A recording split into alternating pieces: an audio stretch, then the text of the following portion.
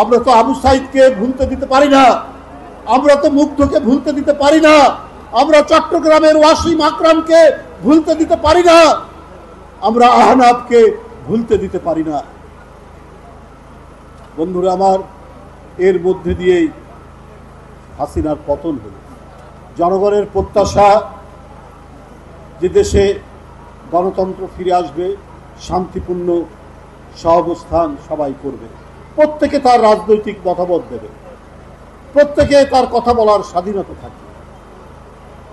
আমরা চেতনাবাহী এক ফ্যাসিস্টকে দমন করতে গিয়ে আবার ধর্মের নামে আরেকটা ফ্যাসিস্ট কড়া নাড়বে দরজায়, এইটা তো হতে পারে না, এটা তো জনগণ মেনে নেবে না।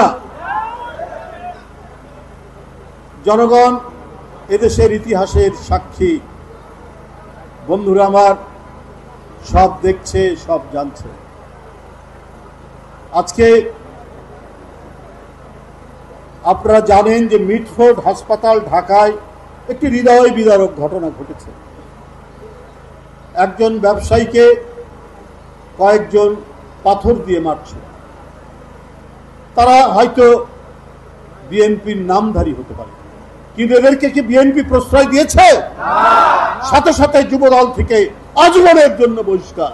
তীব্র নিন্দা জানিয়েছে বিএনপি, তীব্র নিন্দা জানিয়েছে তারেক রহমান, তীব্র নিন্দা জানিয়েছে পার্টির মহাসচিব সহ সবাই, যে যেই হোক সেই অপরাধী, সেই কুখ্যাত অপরাধী, তাকে ধরুন, তাকে বন্দী করুন, তাকে শাস্তি দিন, আইনের আওতায় আনুন এবং তার দৃষ্টান্তমূলক শাস্তি হোক। এই কথাই তিনি বলেছেন।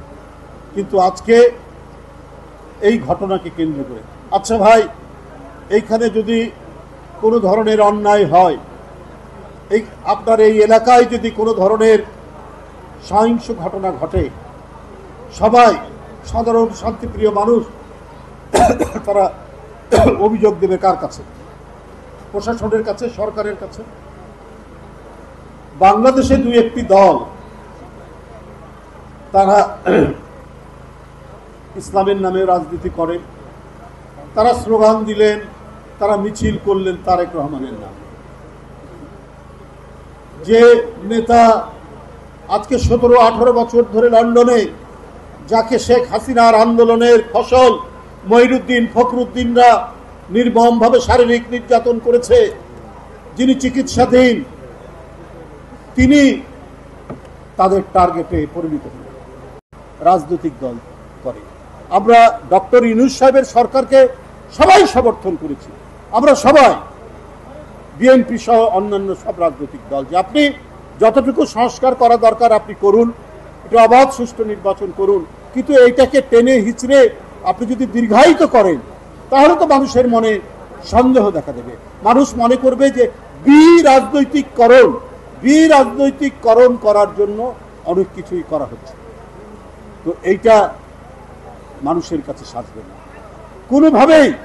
আমি আবারও বলছি যে 5ই আগস্টের পরে প্রত্যেকে, যারা সমাজ বিরোধী, যারা রাষ্ট্রের বিরোধী, তাদেরকে দমন করতে হবে। সমাজে তো নানা মত থাকবে।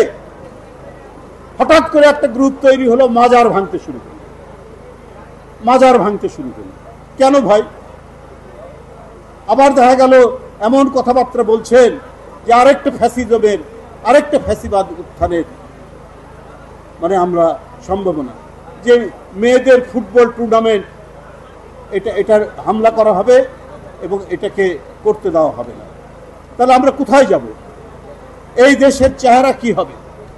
এটা নিয়ে তো আজকে মানুষের মধ্যে নানা প্রশ্ন দেখা দিয়েছে। আমরা সেই পরিস্থিতি দেখতে চাই না। বাংলাদেশ হবে একটি আধুনিক গণতান্ত্রিক দেশ। এখানে যখন মসজিদে আজান দিবে, যারা নামাজ পড়তে যাবে তাদের সেই আল্লাহর কাছে প্রার্থনা করার অধিকার আছে, সেইটা যারা আটকাবে আমরা তাদের বিরুদ্ধে। এইখানে যারা হিন্দু সম্প্রদায়ের মানুষ, খ্রিস্টান সম্প্রদায়ের মানুষ, তাদের যখন প্রার্থনার সময় হবে তারা সেখানে যাবে, প্রত্যেকেই শান্তিতে বসবাস করবে। এটাই হচ্ছে বাংলাদেশ। 1000 বছর ধরে আমাদের সেই কৃষ্টি, আমাদের সেই ঐতিহ্য আমরা বজায় রাখবো। এখানে একমুখী এক চরিত্র করলে তাহলেই সেটাই হবে ফ্যাসিজম।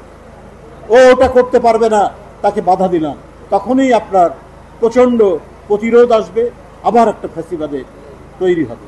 যাই হোক, আমি আর বক্তব্য দীর্ঘায়িত করতে চাই না। আজকে ধামরাই বিএনপি উপজেলা এবং পৌরসভা আছে না, উপজেলা পৌরসভা বিএনপি নতুন সদস্য সংগ্রহ এবং যারা পুরনো সদস্য আছেন তারা নবায়ন হবে।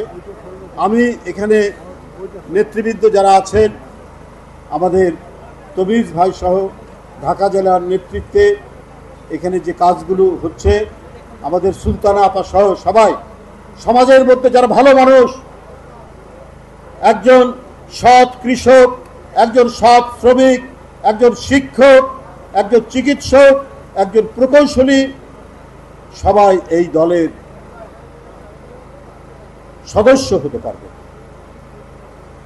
তবে সমাজ বিরোধী কোনো ব্যক্তি যারা মব কালচারের মধ্যে থাকে, যারা ডাকাতি, রাহাজানি, চুরি, চাঁদাবাজির সাথে যাদের সম্পর্ক, তারা কেউ বিএনপির সদস্য হতে পারবে না।